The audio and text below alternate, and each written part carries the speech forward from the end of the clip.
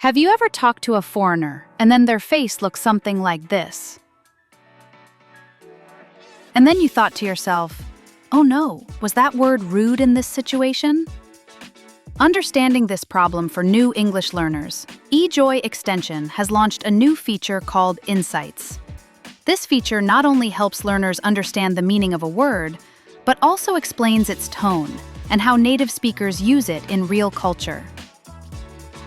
This video will show you how to use the Insights feature. You just need to download eJOY extension to your browser. When you watch videos on YouTube, Netflix, or any website, click on the subtitles to look up a word. Then click the Insights button. First, you will see the meaning, pronunciation, and the context of the word. Next, you will see an explanation about communication culture and common mistakes English learners often make.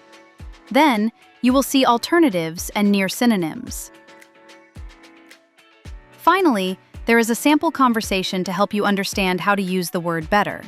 If you want to save this word for review, just click Save.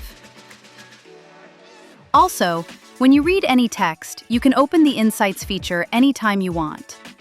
Download eJOY extension and try the Insights feature now.